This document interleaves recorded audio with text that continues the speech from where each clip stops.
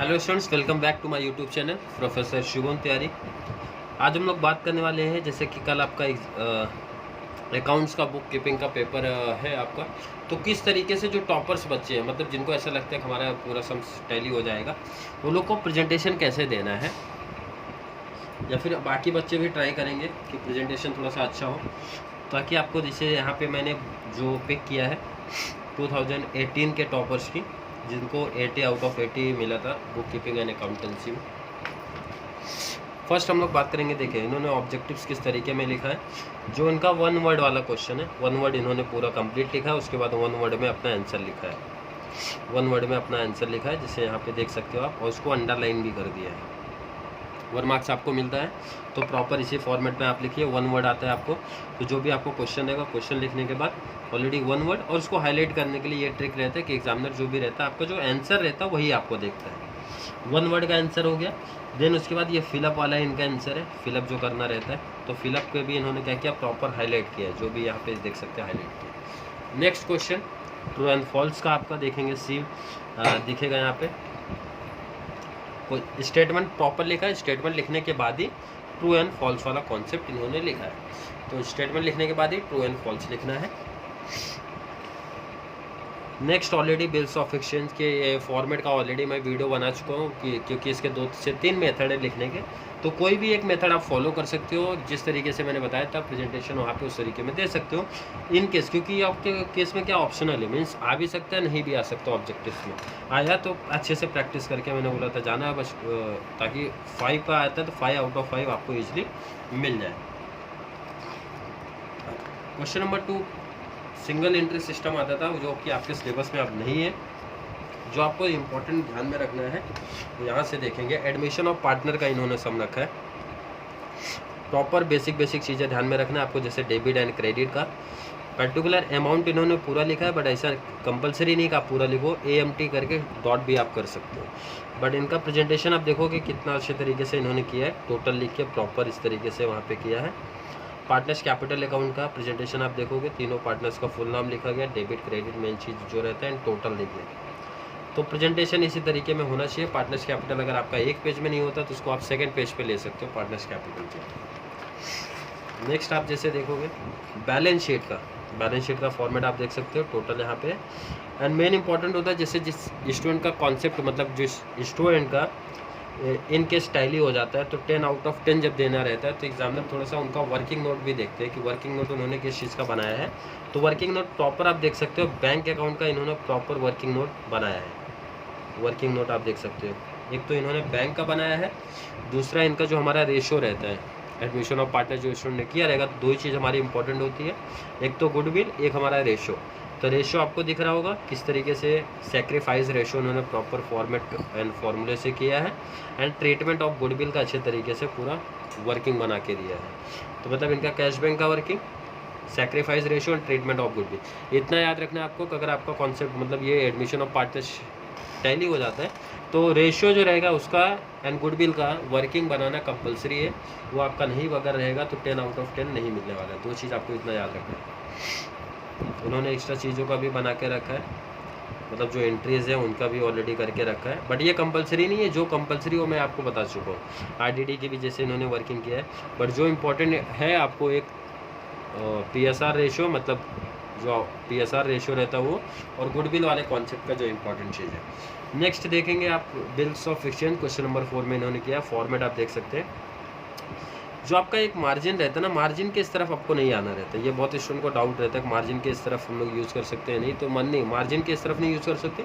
And paper जो आपका answer sheet रहता है उसके ऊपर भी आप नहीं यूज़ कर सकते, उसके नीचे से ही आपको करना है। इतना आपको याद रखना है कि ऊपर आपको ये जगह छोड़ के रखना है। ये बुक्स के में किसकी बुक्स है वो, in the books of and general entries, उसके बाद ही आप फॉर्मेट ले सकते हो। Particular LF debit amount, credit amount का कन्फ्यूजन जिसको तो क्लियर कर दिया। AMT शॉर्ट में भी लिख सकते हो, डॉट लिख देना, अदरवाइज पूरा लिख रहे हो तो आप पूरा लिख सकते हो। नरेशन लिखना कंपलसरी हो जाता है, अगर आपका पूरा सम सही है तो नरेशन पे मार्क्स कटेगा, नरेशन पे मार्क्स कट जाएगा, नरेशन आपका नहीं रहेगा तो। अब देखिए इन्होंने प्रॉपर नरेशन, प्रॉपर इनका फॉर्मेट है। और एक जो डाउट रहता है बच्चों को यहाँ पे फिर से पर्टिकुलर LF डेबिट क्रेडिट लिखना है क्या, तो नहीं, ऐसा कुछ कंपलसरी नहीं है। आपने अगर फर्स्ट वहाँ पे क्वेश्चन में लिख दिया तो यहाँ आप सेम कॉपी कर सकते हो, बट क्वेश्चन नंबर आपको याद रखना, क्वेश्चन नंबर यहाँ पे मेंशन अपना करना है। और मार्क्स आप देख सकते हो किस तरीके से इनको मिला है। अब जो बिल्स ऑफ एक्सचेंज में वर्किंग बनाना रहता है वो आपको ध्यान में रखना, 2 से 3 चीज़ों का वर्किंग बनाना कंपलसरी रहता है। जैसे अगर आपको डिस्काउंट मिलता है तो उसका वर्किंग बनाना कंपलसरी है। इंटरेस्ट अपने को चार्ज होता है ड्रॉवी के ऊपर, उसका interest. Rebate, retirement of the bill वाली एंट्री है तो रिटायरमेंट ऑफ द बिल का भी आपको वर्किंग बनाना पड़ेगा। इंसॉल्वेंसी वाली, मतलब जहाँ पे भी परसेंटेज वाले कॉन्सेप्ट है उसका वर्किंग बनाना कंपलसरी आपको रहता है। जैसा इन्होंने बनाया वर्किंग नंबर 1, 2 एंड 3, जब आप वो सम करोगे तो वहाँ पे नरेशन में आप मेंशन कर सकते हो, वर्किंग नोट नंबर 1, 2, 3 मेंशन कर सकते हो। नेक्स्ट बात करेंगे issue of shares and debenture. Same आपका ये भी जनरल एंट्री का कॉन्सेप्ट है। जनरल एंट्री का सेम फॉर्मेट आप जैसे देख चुके हो बिल्स ऑफ एक्सचेंज के जैसा, ये भी आपका फॉर्मेट रहेगा, उसी तरीके में रहेगा, सेम उसी के जैसा। यहाँ पे भी वर्किंग नोट कंपलसरी किस किस चीज़ का रहता है, जो हम लोग शेयर इशू करते हैं मतलब एंट्री का, उसका एंट्री यहाँ पे वर्किंग करना कंपलसरी है।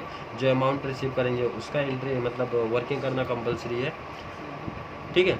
और एक चीज़ इंपॉर्टेंट जो है टोटल, देखो अगर आपकी सब एंट्री प्रॉपर है तो ये टोटल करना भी कंपलसरी है। टोटल करके आपको दोनों अमाउंट डेबिट एंड क्रेडिट में लिखना रहता है। ये चीज़ आपको याद रखना है कि जनरल एंट्री में भी आपका पूरा अगर समझ लगता है पूरी एंट्री आपकी राइट है तो ये टोटल भी करना पड़ेगा आपको, टोटल भी करना है। 10 आउट ऑफ 10 इनको पूरा यहाँ पे मिल गया है।